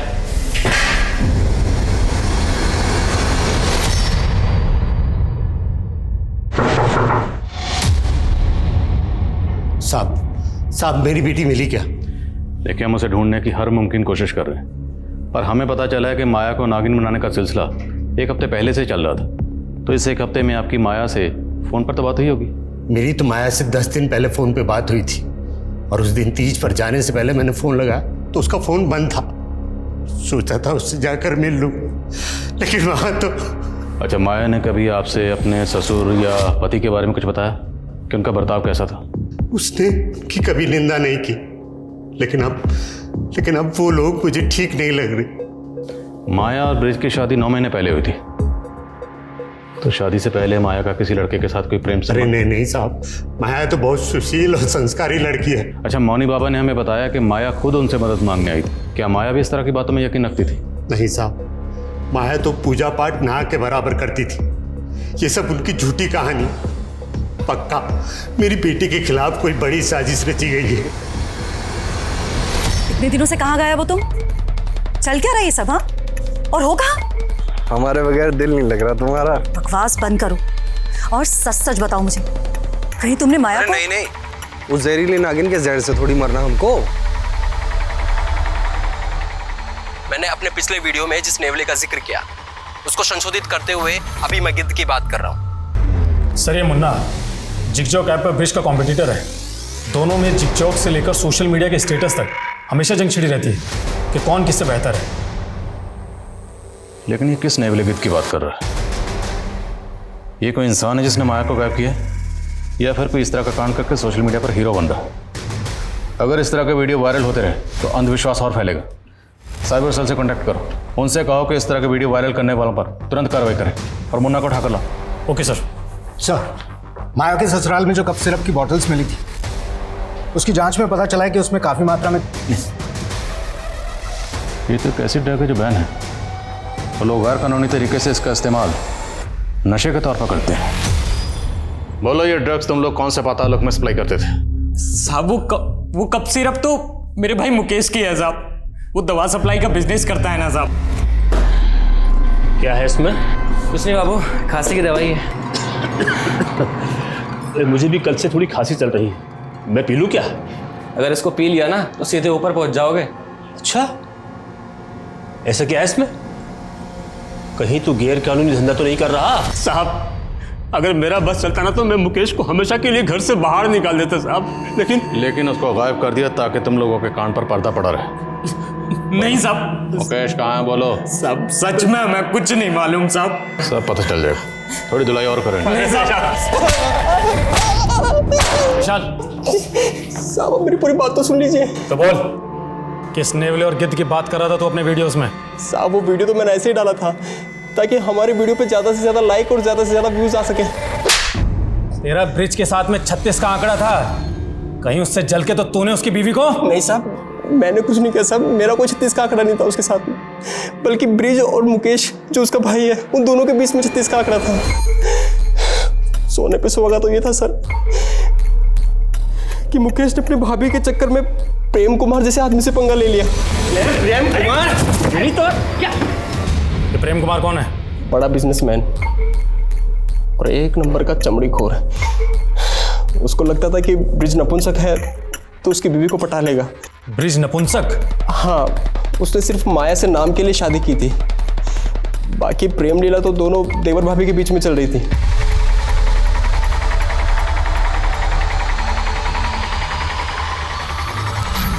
नागलोक का तो पता नहीं, मुझे लगता है कहीं दोनों के दोनों प्रेम लोक में तो नहीं चले गए। ये पता लगाने का काम हमारा है, समझा?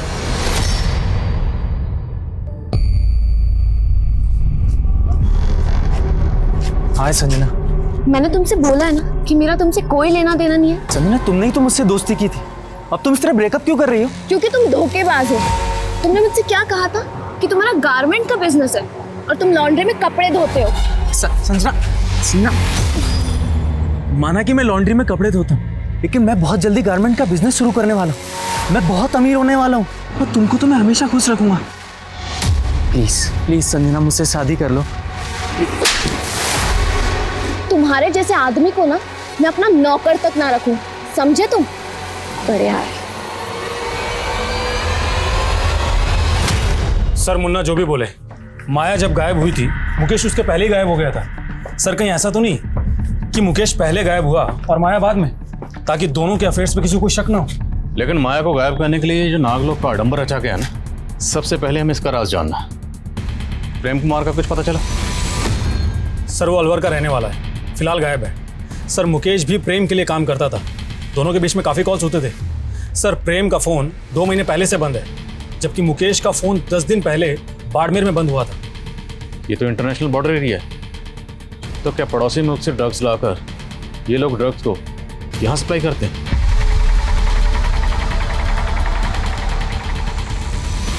ये काफ़ी सेंसिटिव इशू है। प्रेम कुमार और मुकेश दोनों के डिटेल्स ATT और नार्कोटिक्स से शेयर करो। Okay sir. एक बात और सर, मौनी बाबा के कई फॉलोअर्स विदेशों में भी हैं और उसने कहा था कि माया उसके पास आती है। सर, मुझे तो लग रहा है कि ये माया अपनी मर्जी से गायब हुई होगी।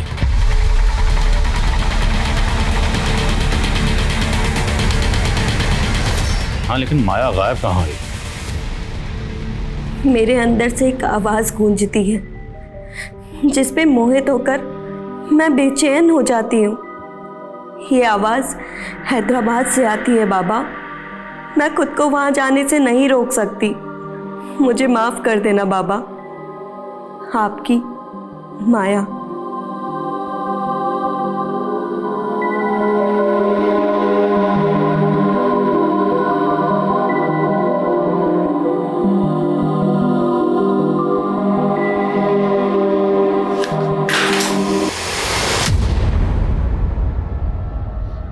भाग कर जा रही थी, कहाँ भाग रही थी?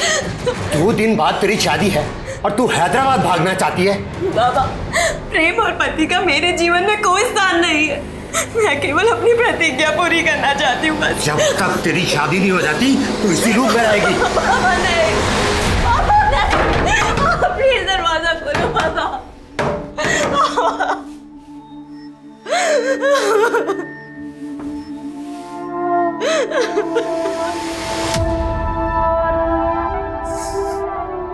हैदराबाद हैदराबाद बोलते हो तो ये कौन से नागलोक में चली गई? अगर तू नागिन का अवतार थी तो मुझे क्यों नहीं बताया? मैं तेरी कभी शादी नहीं होने देता। माया के पिता भ्रमित होकर अब ये सोच रहे थे कि माया नागिन ही होगी या राज कुछ और भी था। माया का पति, ससुर, देवर और प्रेम कुमार ऐसे सस्पेक्ट थे जिनके पीछे पुलिस लगातार लगी हुई थी। मौनी बाबा को इन्वेस्टिगेट करना इतना आसान नहीं था। उसके फॉलोअर्स इतनी बड़ी तादाद में थे कि पुलिस की एक भी चूक इस केस को भयानक रूप दे सकती थी। तो क्या खुद माया ये स्वांग रच के गायब हो सकती थी? पुलिस को इस एंगल में कुछ भी नहीं मिल रहा था। तो आखिर वो कौन से अपराध का लोग था जो एक जीती जागती लड़की को निगल गया था? सर, एंटी नार्कोटिक से पता चला है कि प्रेम कुमार बहुत बड़ा ड्रग पैडलर है। सर, एंटी नार्कोटिक सेल वाले पिछले 2 महीने से प्रेम कुमार को ढूंढ रहे हैं। और मुकेश? सर, उनका कहना है कि मुकेश प्रेम कुमार का राइट हैंड है और 3 दिन पहले बाड़मेर में ड्रग्स की बहुत बड़ी खेप भी हुई है। और इस मुकेश का फ़ोन बाड़मेर में बंद हुआ था और उसने आखिरी कॉल किसी आनंद कुमार को किया था। ये आनंद कुमार कौन है, कुछ पता चला? हाँ सर, बाड़मेर पुलिस से मेरी बात हुई है। सर, उन्होंने कहा है कि आनंद कुमार बाड़मेर का एक और बाबा है जो मिर्ची बाबा के नाम से विख्यात है और नागों की पूजा करता है। तो क्या माया को नागिन बनाने की साजिश में ये मिर्ची बाबा भी शामिल है? और पूरे चांसेस हैं कि माया को बाड़मेर में किसी सीक्रेट प्लेस पर बंदी बनाकर रखा गया।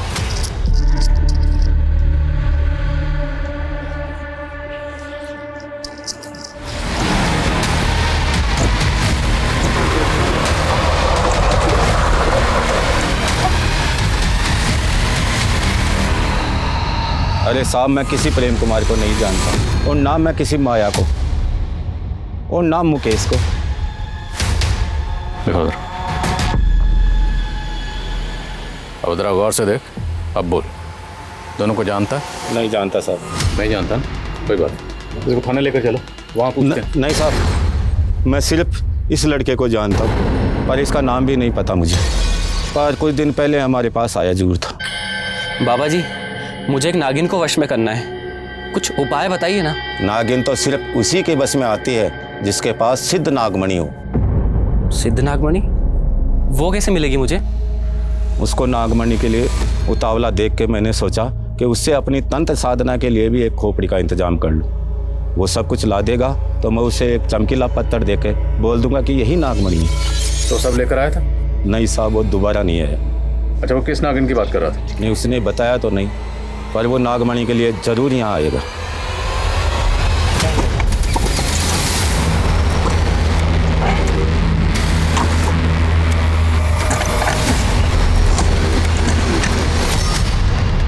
किसी को पता नहीं चलना चाहिए, हम यहाँ पूछताछ के लिए आए थे, लेकिन इस पर नजर रखो, मुकेश यहाँ नागमणि के लिए जरूर आएगा।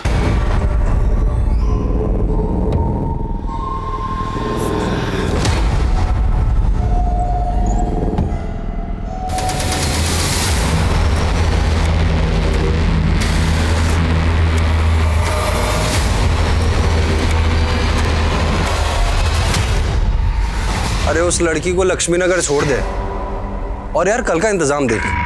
अब भाई देख, रोज रोज बासी माल थोड़ी खाएंगे, कोई अच्छी सी नई लेकर आ यार। हाँ ठीक है।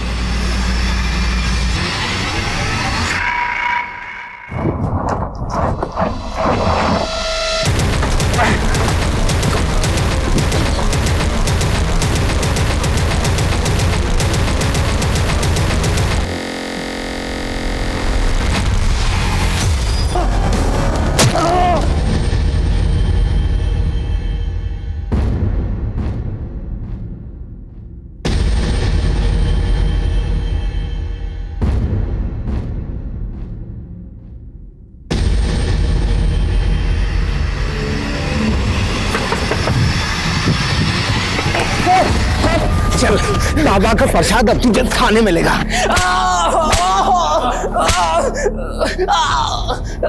माया कहाँ? सर मुझे नहीं पता माया कहाँ है। सर मैं मानता हूँ कि मैं ड्रग्स का धंधा करता हूँ, लेकिन नागमणि पाकर मैं सिद्धि हासिल करना चाहता था ताकि माया भाभी को नागलोक से वापस अपनी जिंदगी में ला सकूं। तेरा चक्कर चल रहा था ना तेरी भाभी के साथ? नहीं सर, मैं तो उनको पति के जुल्मों से बचा रहा था। सर ब्रिज उनका पति खिलाने के भी लायक नहीं है। देखो, जिगजॉग पे तो मैं छाया हुआ हूं, लेकिन माया मुझे पूरी दुनिया को बताना है कि मैं नपुंसक नहीं हूं।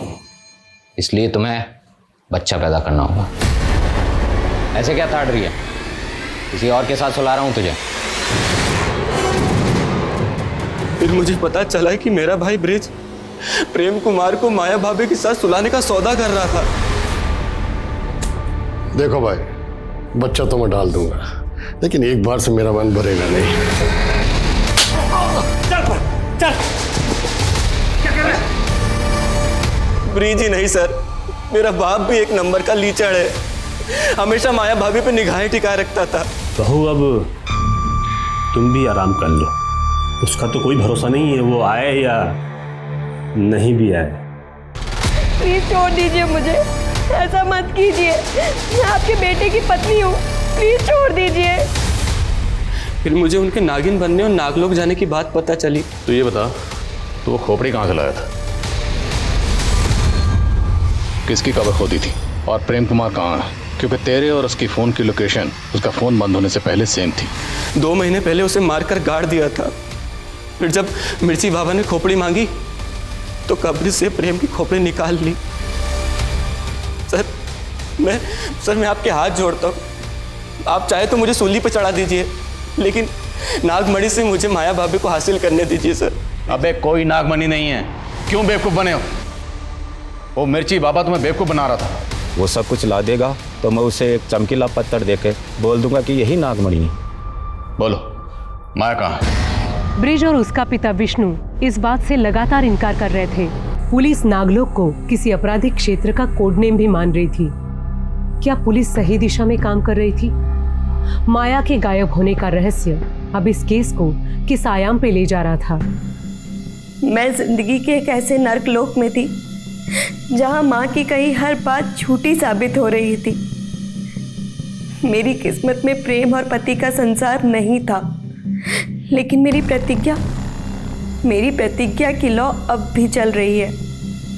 और चाहे कुछ भी हो जाए, मैं अपनी प्रतिज्ञा जरूर पूरी करूंगी।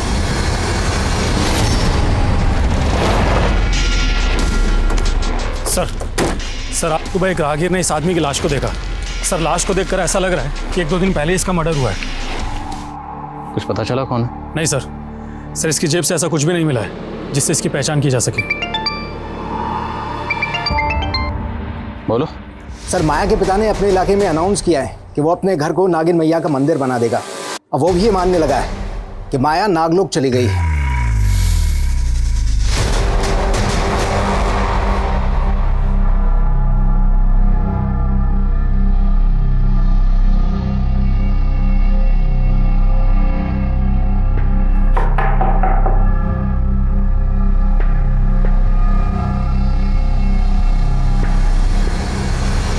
ये सब क्या है? आपने भी अपनी बेटी माया की पूजा शुरू कर दी? इतने दिनों में आप माया का कुछ पता ही नहीं लगा पाए, तो मैं क्या करूं? मुझे लगा कि कहीं मैंने अपनी बेटी की शक्तियों का अनादर किया और मुझे परलोक में दंड भुगतना पड़ा तो। आप वाकई इतने सीधे हैं? ये सीधेपन का नाटक कर रहे हैं? नाटक नहीं कर रहा मैं, नाटक नहीं कर रहा। मेरी बेटी के चले जाने पर पागल सा हो गया। मैंने हमेशा अपनी बेटी की इच्छाओं का अनादर किया। काश कि मैंने उसकी बात बहुत पहले ही मान ली होती और उसे हैदराबाद भेज दिया होता। तो हैदराबाद में ऐसा क्या? हैदराबाद में बहुत बड़ा स्कूल जहां पर कुकिंग सिखाई जाती। मेरी बेटी भी कुकिंग सीखना चाहती थी ताकि वो आगे बढ़ सके और 5 स्टार होटल में सेफ बन सके। हैदराबाद में जितने भी कुकिंग इंस्टीट्यूट हैं सब जगह पता करो। क्या हाल फिलहाल में माया ने उनसे कांटेक्ट किया था? और जिस होटल में शेफ थी वहाँ भी पता करो, शायद वहाँ किसी से उसने उस कुकिंग इंस्टीट्यूट का जिक्र किया। सर माया अगर अपनी मर्जी से हैदराबाद गई हो तो ज़रूर इसके पीछे कोई बड़ा मकसद होगा। या ये भी हो सकता है कि माया की रची कोई चाल हो। माया के फादर पर नज़र रखो और माया की तस्वीर इंडिया के सभी थानों में सर्कुलेट करवाओ। सर उसका नाम रामेश्वर था, बड़े मोहल्ले की एक लॉन्ड्री में कपड़े धोता था। सर रामेश्वर अनाथ था, लेकिन पूछताछ के दौरान पता चला है कि उसका संजना नाम की एक लड़की से अफेयर था। और सर ये संजना काफ़ी रईस और खानदानी लड़की है। इतनी अमीर लड़की का अफेयर एक मामूली लॉन्ड्री वर्कर से, क्या ये ऑनर किलिंग का एंगल है? संजना को बोलो। Yes sir.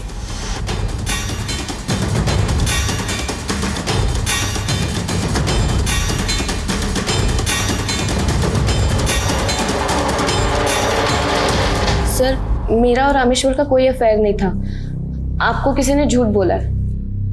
कहीं आप तो झूठ नहीं बोल रहे अपनी फैमिली या किसी और को बचाने के लिए? सर रामेश्वर मुझे बहुत परेशान करता था। सर इवन उसने तो मुझे किडनैप भी।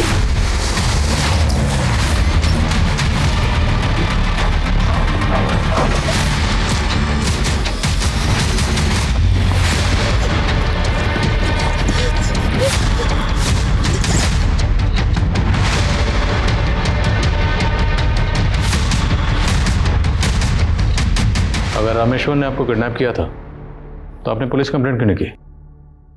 सर मैं बहुत डर गई थी, अगर मेरे घर वालों को पता चलता तो वो भी मुझे ही दोष देते। बोलो।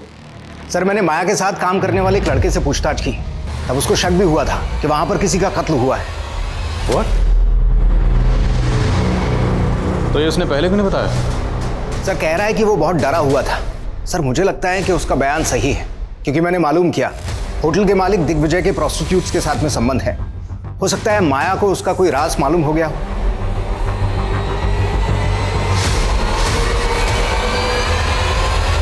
सर फॉरेंसिक टीम किचन में लेके जा। चलिए। सर माया ने वो सब कुछ मुझे भी बताया था, पर वो उसका वहम था। वहम था या हकीकत, ये तो फोरेंसिक पता लगा लेगी। ध्यान रहे खून के धब्बे कितने भी पुराने क्यों ना हो, सब पता चल जाएगा। फिलहाल आप ये बताइए कि आपके पतिदेव कहाँ हैं? दिग्विजय।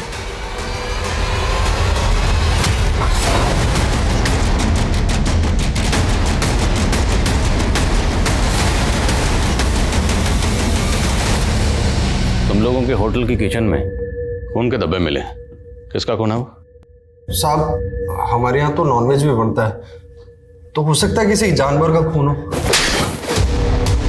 फॉरेंसिक ने चेक किया, किसी नुक्कड़ के कसाई ने नहीं।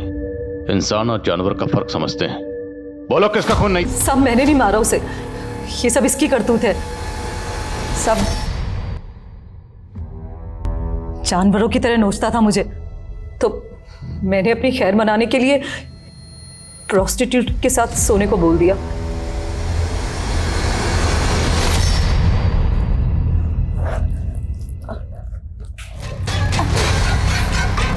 साहब मैंने उस प्रोस्टिट्यूट की बॉडी को काटकर ठिकाने लगा दिया था। माया को तुम लोगों के राज का पता चल गया, इसलिए तुम लोगों ने माया को गायब कर दिया। वो तो नाग मैया बन गई थी, फिर हम उसको कैसे गायब कर सकते हैं? सब लोग बोल तो रहे कि वो नागलोक चली गई है।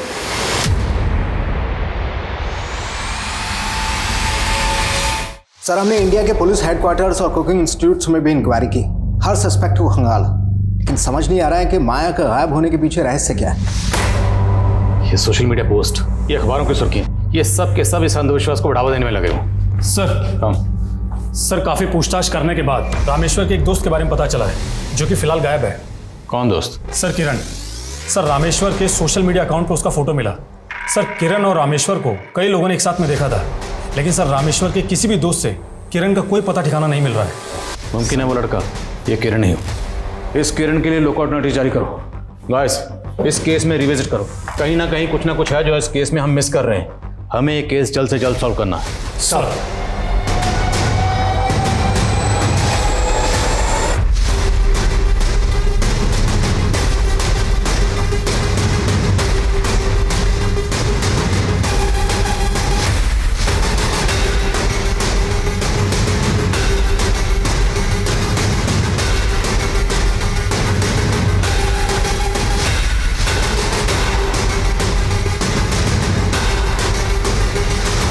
सर, माया के केस से जुड़ी कोई नई इन्फॉर्मेशन तो नहीं मिली हमें, लेकिन एक दूसरे केस में रामेश्वर के दोस्त किरण के बारे में काफ़ी बातें मालूम चली है।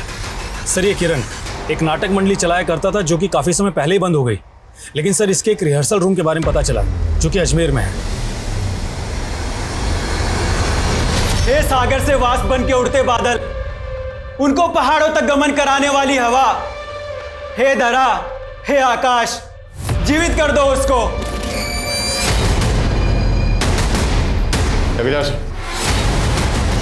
चल, छोड़ दो मुझे, चल, आपको उसको जिंदा करना है, छोड़ दो, चल, छोड़ो हमें।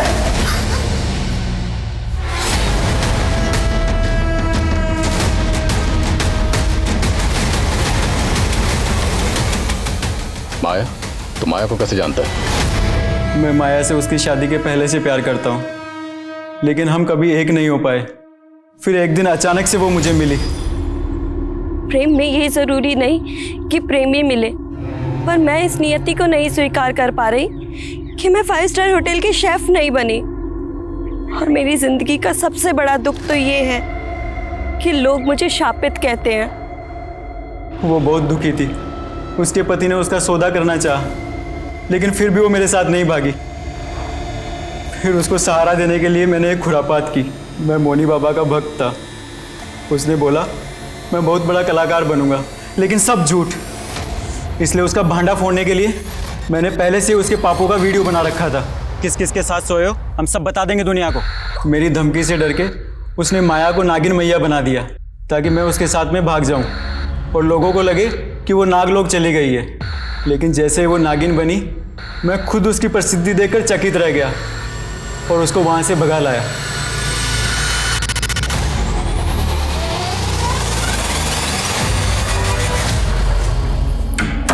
किरण, हम हैदराबाद कब जाएंगे?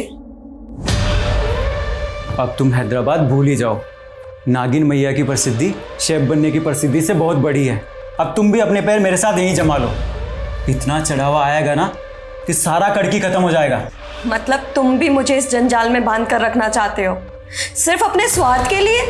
अगर मैं उसे हैदराबाद ले भी जाता तो आपके झमेले में फंस जाता, इसलिए मैं उसको टालता रहा और कुछ ऊपर की कमाई के लिए लोगों को उसके साथ सुलाने भी लगा। और जब वो तेरी गिरफ्त से भागना चाह रही थी तो ने मार दिया उसको। साहब, मैंने माया को नहीं मारा, लेकिन उसको भगाने में रामेश्वर की मदद ली और रामेश्वर को अंधविश्वास दिया कि अगर वो नागिन मैया की सेवा करेगा तो रईस बन जाएगा। लेकिन उसकी गर्लफ्रेंड ने उसको छोड़ दिया और उसका मोह भंग हो गया। कहने लगा कि वो सब कुछ पुलिस को बता देगा। फिर इसी शर्त पे माना कि जिस तरह से हमने माया को उठाया था उसी तरह से संजना को भी उठा ले। और उसके बाद जब मैं माया को देखने पहुंचा तो और मैं एक ऐसी विद्या पे शोध कर रहा था जिससे मुर्दाओं को फिर से जिंदा किया जा सकता है। मैंने माया को नहीं मारा सर।